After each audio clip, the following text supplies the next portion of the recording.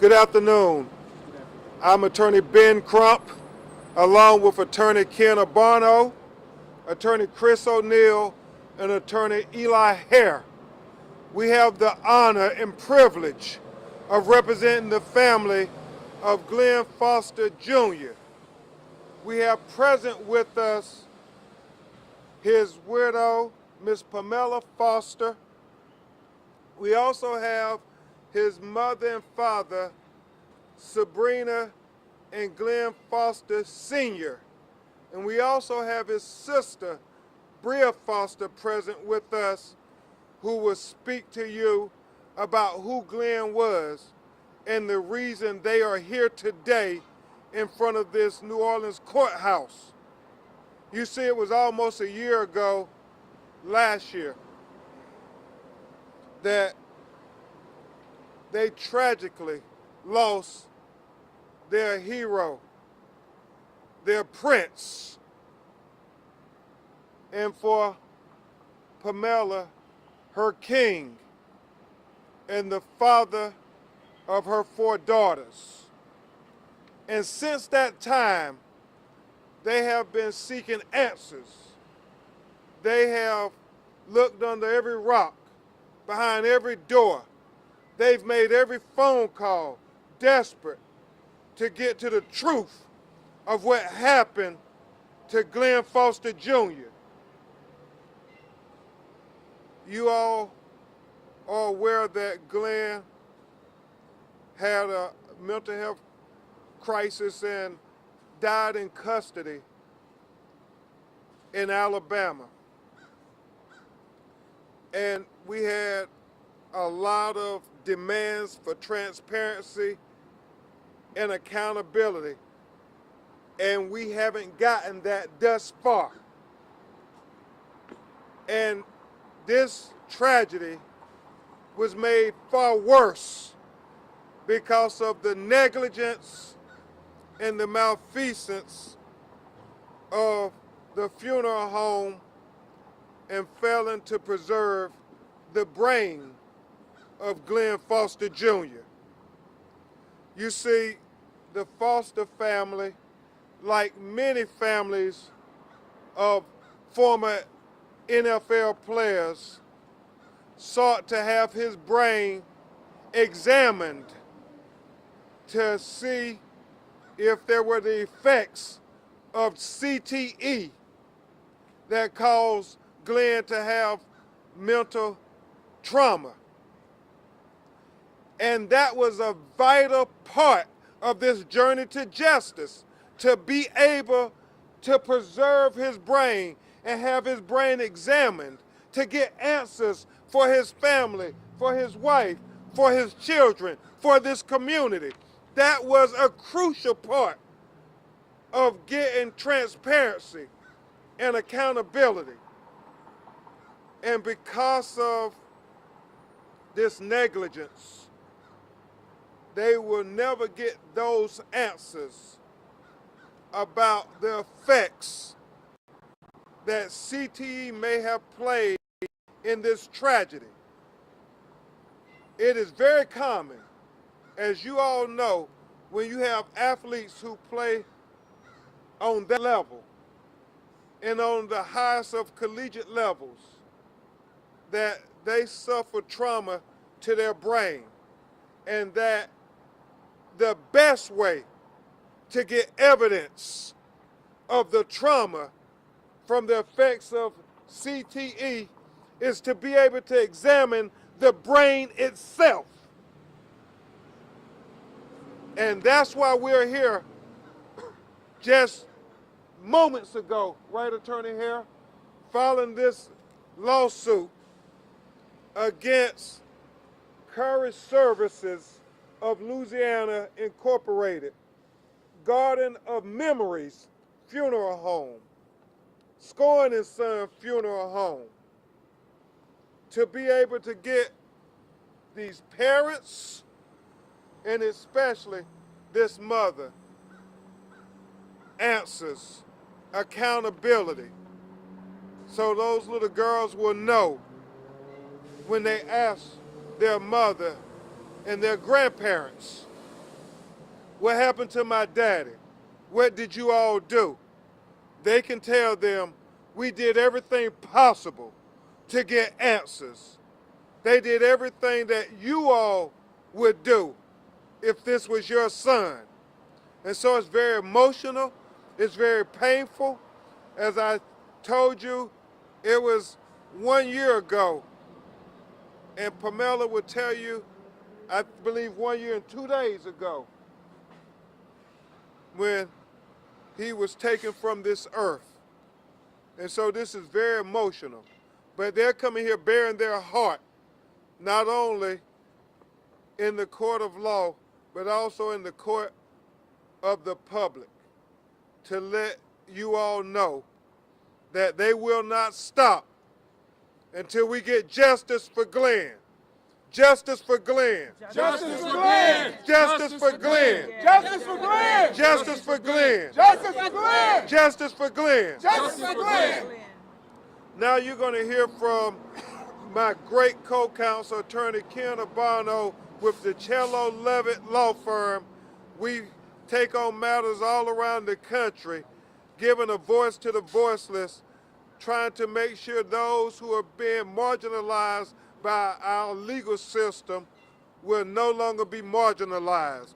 And it's with him and his great legal acumen that we will get justice for Glen Foster Jr. We will have our day in court right here in New Orleans, Louisiana for Glen Foster Jr. Attorney Ken Abano. Love you, brother. Thank you all for coming out here today. This is a very, very rough day for the Foster family. They have been through so much, so much in this past year. We all like to think that we live our lives with dignity. And when we're taken from this earth, our bodies are to be treated with dignity. And what happened with Glen when he was at the funeral home is that he was not treated with dignity. And as Mr. Crump noted, we are here for accountability, and it's accountability across the board. When you trust that a business is going to do what they should do and they do not, they need to be held accountable. The Foster family was not expecting to have to grieve the loss of Glen. But when that happened, they were entitled to be able to grieve that loss just as every family would choose to grieve. And that opportunity was taken away. That opportunity was taken away when a business right here made the decision that they weren't going to preserve his brain appropriately and that it was going to be thrown out and no longer available for the Foster family. All families grieve differently. The Foster family had their path as to how they wanted to try and grieve this most unfortunate, untimely death, and they're not able to do that. And we have not rushed to the courthouse. We have given the defendants that we sued the opportunity for accountability, for the opportunity to provide justice and do the right thing by the Foster family. They chose not to. It's the defendants that are the reason that we are here today, because they chose to turn their back on the Foster family. We are not going to permit that to happen at all. Sir. Nope. So we are here to continue the pursuit for justice and for accountability, and because we are forced to use this courthouse to seek justice for the Foster family for what was taken from them after Glen's death. My partner Eli Hare will be here as well. Ben, do you want to introduce Eli?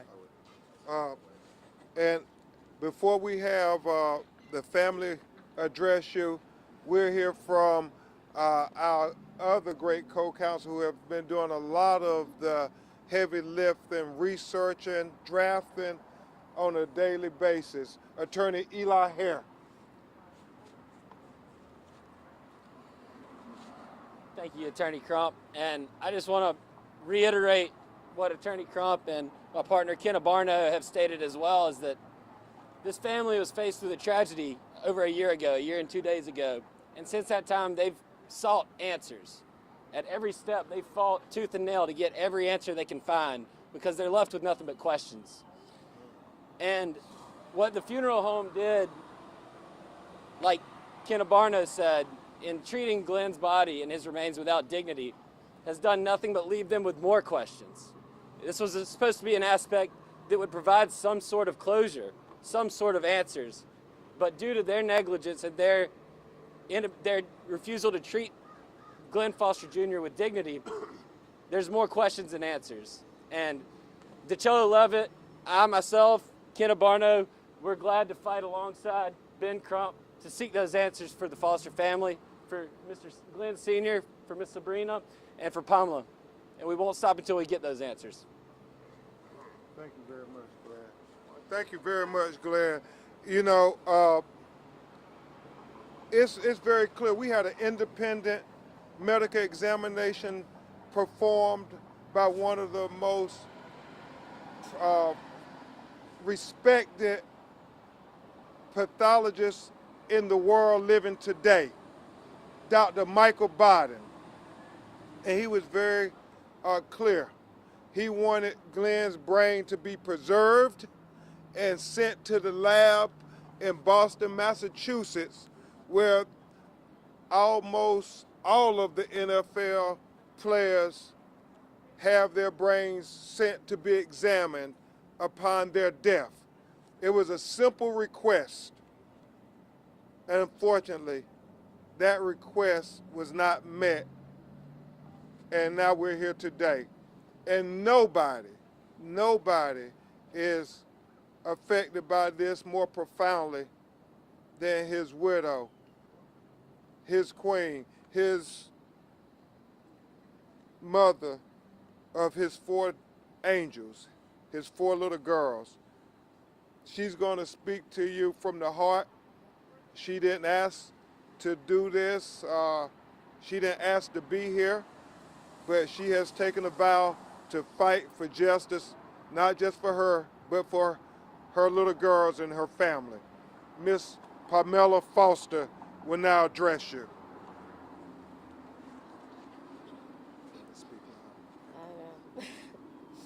Good afternoon, everyone. I'm Pamela Foster, the widow of Glen Foster, mother of Liana, Sophia, Malia, and Nadia Foster.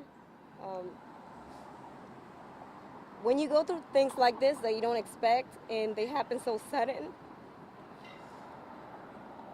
your whole world crashes on you. So the last thing you would expect is for more hurt and more pain to come after that.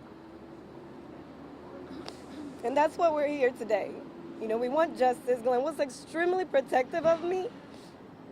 And so I'm here because he cannot be here, even though he should be here. So I'm here to fight for him. And that's what we'll continue doing. Justice for Glen. Justice for Glen. Justice for Glen. Justice for Glen. Justice for Glen. Justice for Glen. Thank you very much, Pamela, and we all are with you. Next you'll hear from his father, his namesake, who did not expect to be burying his son. He expected his son to bury him. You'll hear from Mr. Glen Foster Sr.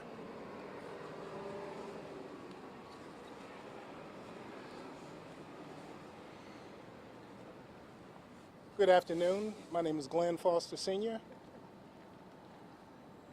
As Attorney Crump said, never in my wildest dreams would I have expected to lose my son under these unfortunate circumstances. And then to top it all off, the funeral home that we selected, which was highly recommended, fell short of their obligations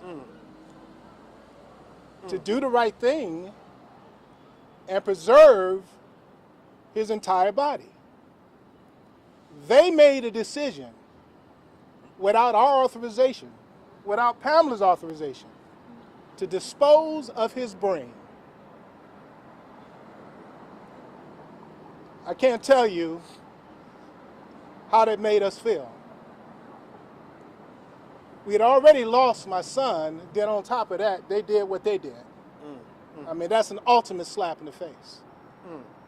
But I want to focus on the positive things that my son did while he was here on this earth. Yes, sir. My son was a pillar not only of the community, but of our family. Yes, sir. Yes, sir. Yes, sir. He worked hard, not just to get into the NFL, but his mission was to eventually start his own business. Yes, sir. He used the NFL as the path to generate enough capital to go out on his own, and that's what he did. Wow. Okay? Glenn did the right things in life. He went to college, he graduated. All right? He used to have a term, Dad, I'm going to grind and get through college, and I'm going to grind because I see all my other friends that I played with at University of Illinois going to the NFL. Hey, they did it, I can do it. And believe it or not, that's what he did. Okay? Who did he play for? He played for the New Orleans Saints. Signed as an undrafted rookie free agent. Okay? Now, a lot of former athletes, not all of them, but a handful or maybe a good percentage of them, when they get out of the NFL or any other professional sport, you may never hear from them again. That wasn't Glenn. Glenn blazed paths after he got out of the NFL by starting multiple businesses. Okay? Yes, sir. Southern LA Granite. Okay? Mr. Wolf's Coffee House. All right? Him and his wife had their real estate licenses. So Glenn had a plan to provide for his family post-NFL. Yes, sir. And unfortunately, 1 year and 2 days ago,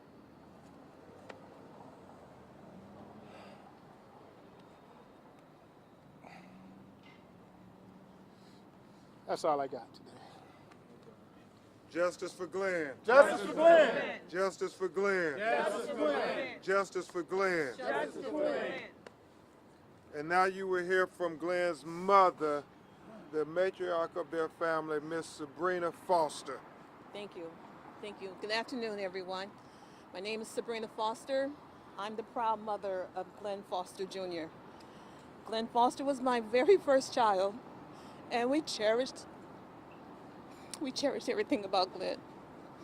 We carefully nurtured Glen to be the person who you all know him to be, and unfortunately, that was taken away from us. And after finding out what happened to Glen, several months later, we found out that they destroyed his brain. Without permission, without following the protocol, and without answers. And for many years, African Americans have never gained the respect. And here we are again, not receiving respect. Glenn was well respected in his community. Yes, ma'am. We all loved him and respect him. We don't know what happened to Glenn, why it happened to Glenn, as far as his mental illness. There could be many reasons why. Could it have been a disease? Yes. Could his children have it? We don't know. And we will never find out whether he had CTE or what. So now we have to go through life wondering what happened to our son. Thank you very much. Lord. Thank you, Sabrina. Thank you. Justice for Glenn. Justice for Glenn. Justice for Glenn. Justice for Glenn. Justice for Glenn. Justice for Glenn. And the final person you will hear from is Glenn's sister, Miss Bria Foster. Yes, ma'am. Hello, everyone. My name is Bria Foster. I am Glenn's youngest sister. And we called each other twins because our energy was just always in sync. We're 4 years apart. I'm younger, thank you. And this energy that I have right now is all due to my brother. We try to make the best out of the worst situations. And one thing that just stood out to me the most was recently, well, not recently, it's been a year. Last year, he put out a song called I Can Do Anything. I can achieve my wildest dreams. You can achieve all of your dreams. All you have to do is believe. That lyric sticks to me, to the children that he sang, had background vocals from at a school in Baton Rouge. He brought his daughters and along with the daughter, their best friend, to put out this energy, this positivity that no matter where I come from, what my background is, what I look like, I have a dream, I can achieve it. Yes, ma'am. Glen's dreams, he had more, but all of his dreams were not achieved because they were still in the draft file, if you will. And that's the unfortunate place that we're at right now, is trying to move forward knowing that all of his dreams were not achieved. He is not here. He was taken away from us. And in addition, just straight up disrespect, and lack of care for the most basic things, the essentials. The rest of his body, his brain, anyways, I just want to say, brother, I love you. I'm here for you, and you're here with me. And justice for Glen. Justice for Glen. Justice for Glen. Justice for Glen. Justice for Glen. Justice for Glen. Justice for Glen. We're going to take some of your questions now. And the family, if you have questions for them, they'll do their best, but it's difficult. Yes, sir. Attorney Crump, I don't want to rain on the parade in any form or factor, but the state of Alabama put out a conflicting report. You brought up the independent autopsy. Yes. It feels like we're moving the goalposts on what the original justice was supposed to be. No, not at all. We expect to get full justice for Glen Foster. If you've studied my career, we don't want partial justice. We want full justice. We want accountability on every level. They are still doing the investigation in Alabama. We know when you die in law enforcement custody, especially if you are African American, they try to have this, I guess, playbook where they delay. And you can best believe this family has done everything that they could possibly do. We did everything that we can do to let them know we're not going to let you sweep it under the rug. But in Alabama, I know from representing other cases there that they continue to delay and won't release anything because they say it's an active investigation. But we do intend to file our lawsuit in Alabama as well. The autopsy was released, though, by the state last week. Do you have any comments on the fact that it conflicts with the strangulation report? Certainly, Yeah. certainly. The reason we did an independent medical examination is because we know oftentimes that the state medical examiner will produce an autopsy that exonerates the state officers. And so was this family surprised that the state of Alabama was going to release an autopsy that said, oh, the police did nothing to cause the death of Glen Foster?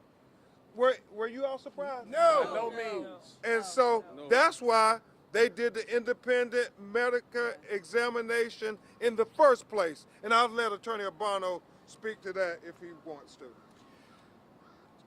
We are still attempting to gather information from the state of Alabama. There are tissue samples that they have refused to give us that would allow us to do a more in-depth analysis. There is also information within the state of Alabama that contains videos and investigative materials that they are not providing to us. And what we will also learn as we continue that facet of this investigation are videos that exist and videos for some reason don't exist at what we perceive to be critical moments of when Glen Foster left the facility and was in an area known as the Sallyport. And for whatever reason, those videos don't exist anymore. We're not done with the investigation. Yeah. Cover up. Cover up. And I just want to say, there's nothing you can do to rain on their parade. Their parade stopped last year when Glenn was taken from this earth. So everything that you asked, they've already asked. They want the truth. That's why they're here today filing this lawsuit.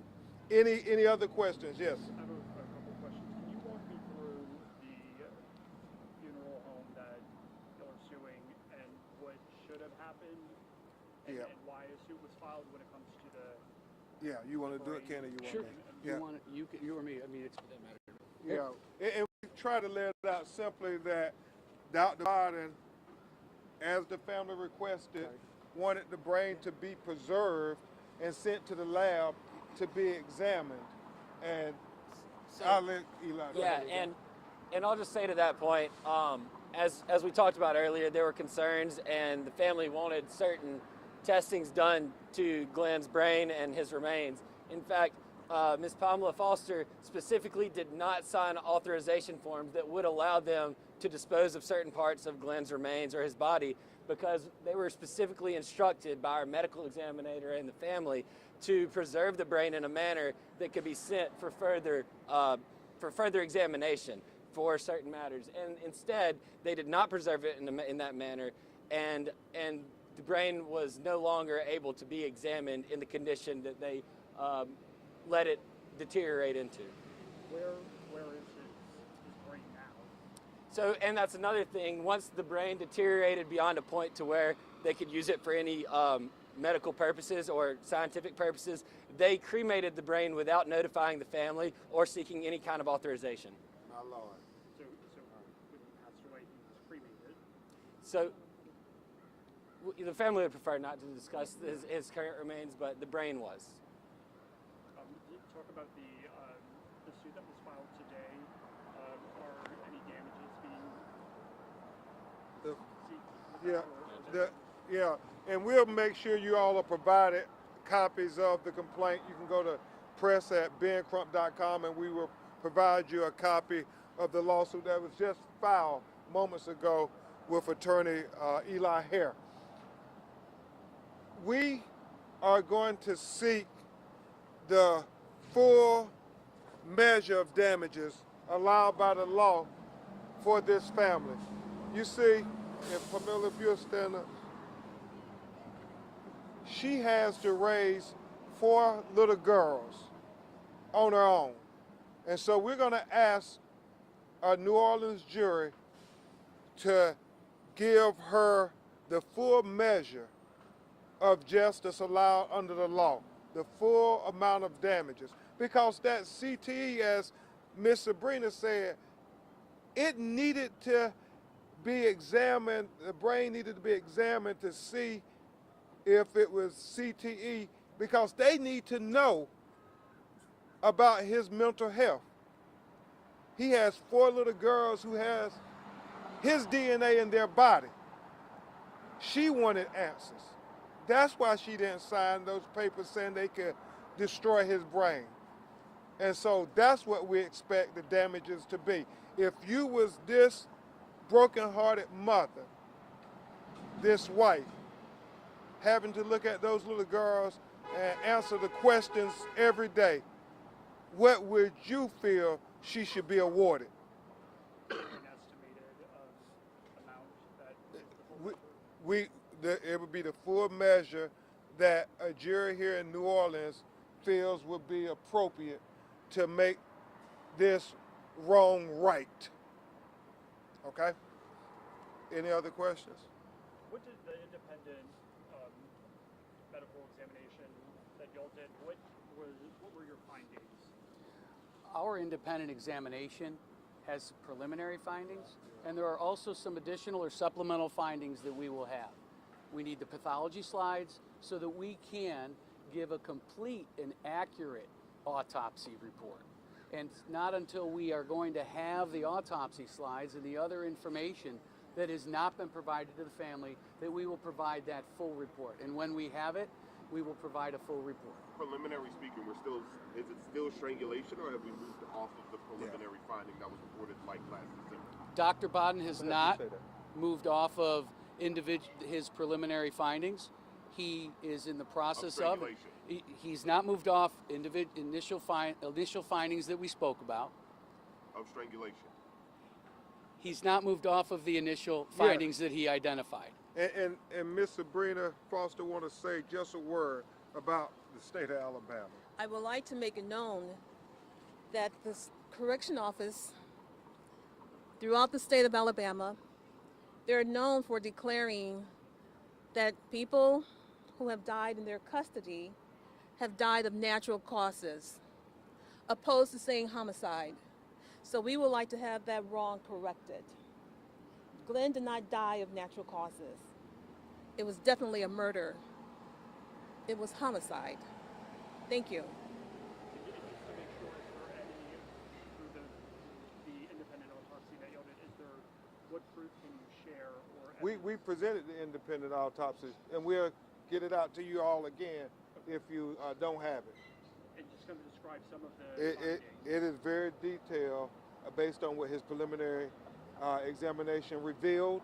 And as Attorney Abano said, like any preliminary autopsy, what you want is the first slices, the first slides taken from the organs to be able to confirm each and every one of your conclusions.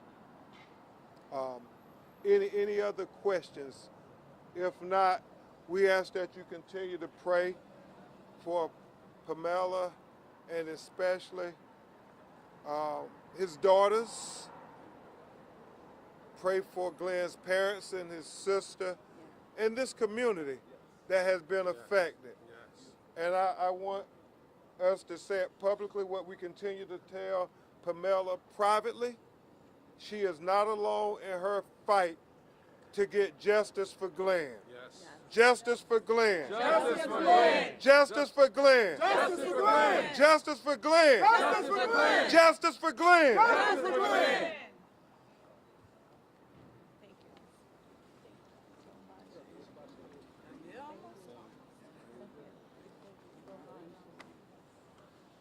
This generation. We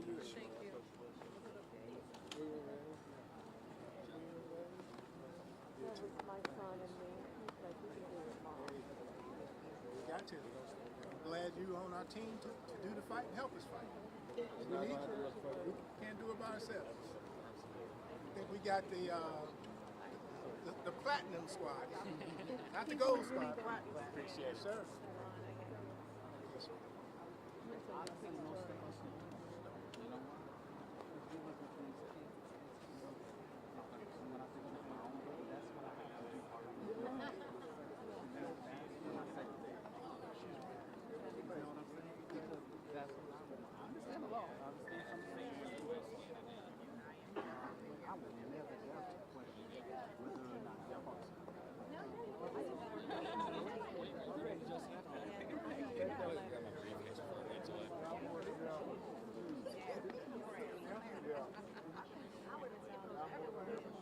Especially when cameras go away.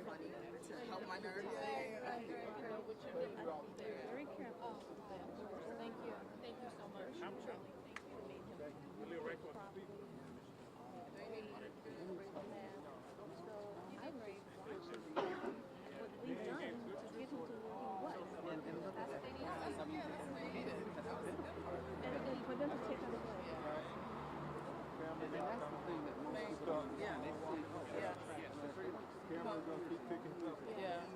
Nurturing every day. Quality at the end of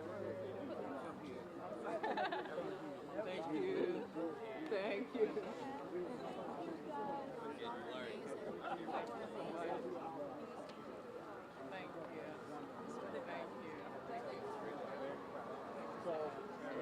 He was standing right there.